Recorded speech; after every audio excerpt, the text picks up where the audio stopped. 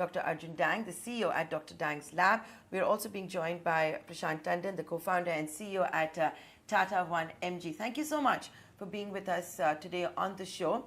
Prashant Tandon, I'm going to come to you first. The COVID tailwinds maybe don't exist.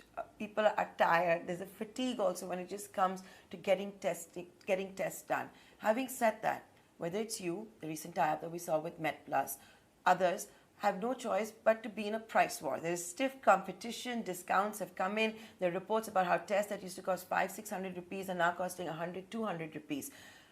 The pricing war that is also on. Not going to augur well for all of your bottom lines. But first, just tell us what's going on. Are you seeing far fewer tests, and that also at much lower prices?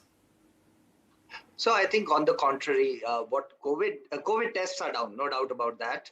But what COVID did was that people are now more conscious about their health in general, number one. And number two, the getting their tests done at home is also something they've gotten used to. So what we are seeing, at least at Tata 1mg, is a continued strong growth. So we did not see a dip. The COVID tests have, of course, barely happening these days. It's significantly lower than what it used to be. But the general preventative packages, your regular health checkups, your diagnostics, pathology that you need, that I think is a secular shift that has happened, and it will sustain. At least we are seeing it grow pretty well.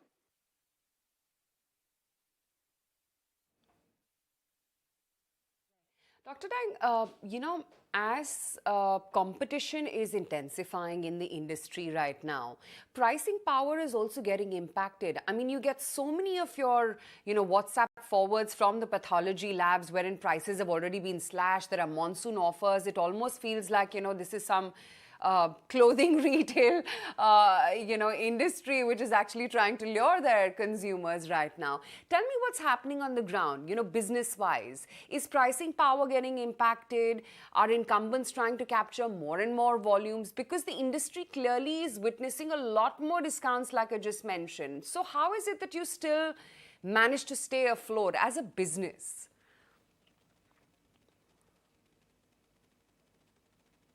Thanks for having me on the show, and very relevant question. And everyone's been talking about this and the pricing competition that has come in.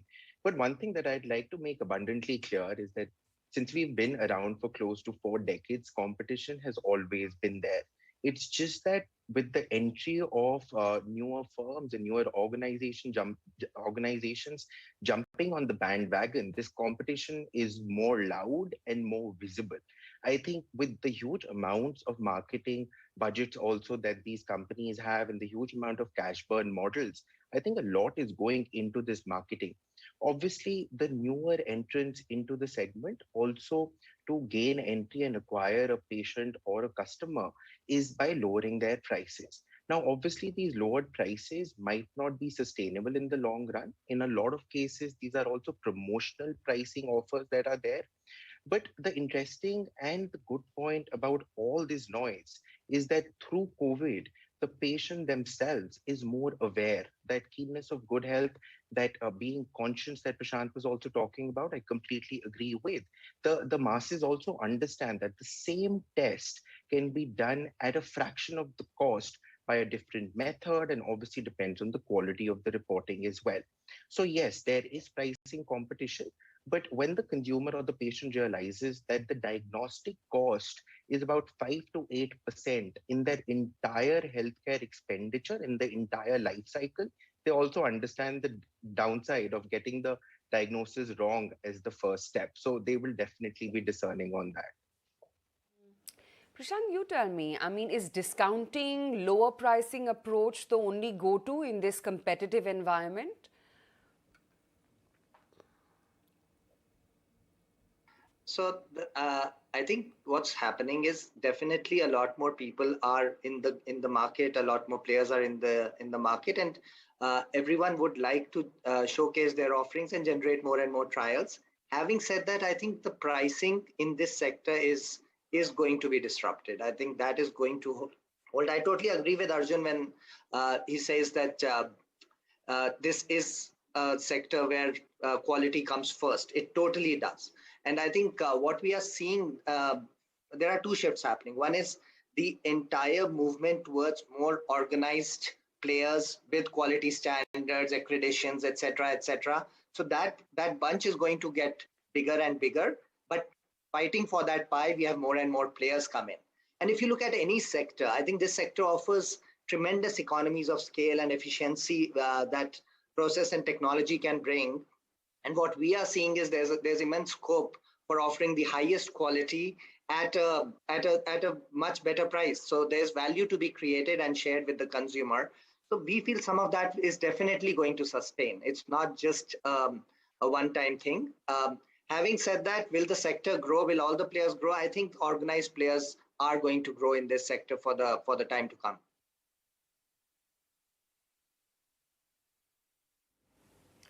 Dr. Dang, I'll come to you for this one. And, first up, as a resident of Delhi, thank you for everything that you do for all of us every day. We all know Dr. Dang's lab is one of the preferred choices when it comes to diagnostics. Having said that, you have also shown that while it's okay to have an app, it's okay to have a website, it's also possible, even in today's day and age, to grow a business which is not so dependent in the online world. You are primarily in the offline world. And is that the way you're going to go? And what does it show for the diagnostic space at large? So thank you. Those are very kind words and appreciated from our side. So yes, it is a brand that was started as a brick and mortar kind of a model that we had.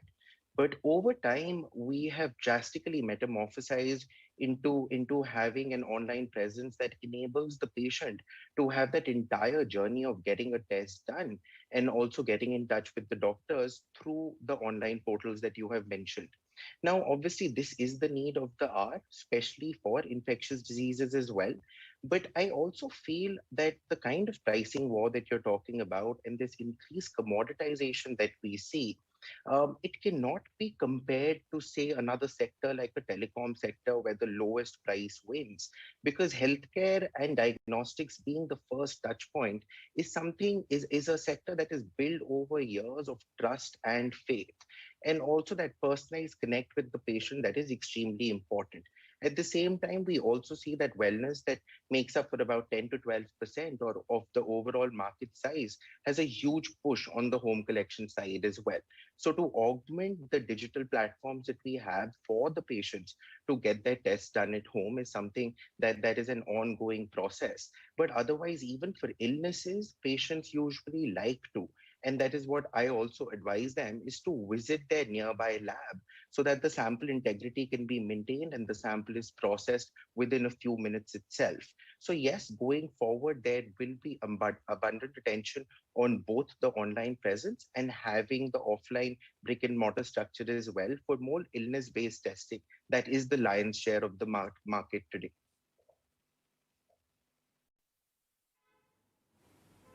Right.